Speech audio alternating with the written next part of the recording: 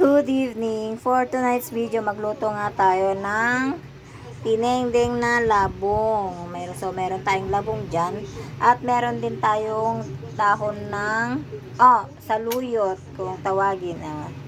Saluyot. Meron tayong ngang saluyot dito.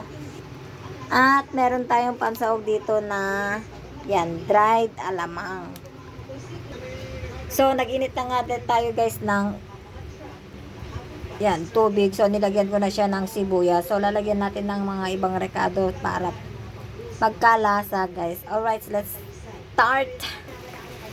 So, ilagay na natin, guys, itong ating alamang. Saka natin ilagay yung ating bagoong. Ilagay na natin, guys, yung ating bagoong. Yan.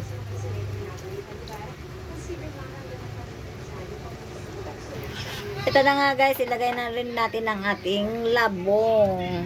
Ayan. Ayan.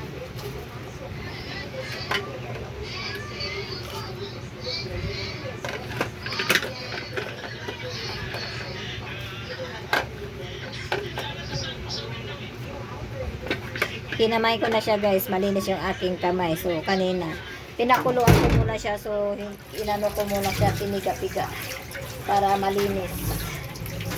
Pinakuluan ko muna siya para malinisan siya. Saka ko siya pinatuyuan.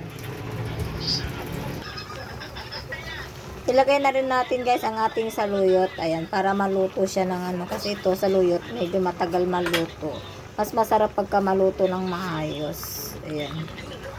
Kasi masarap yung saluyot maluto ng husto dito sa labong. Sarap naman, Diyos ko, labong ang ulam, mapaparami tayo ng kain. Alright guys, luto na ang ating ulam tonight. Labong with saluyot. So, let's dig in. Alright guys, bye bye. Thanks for watching. Bye bye.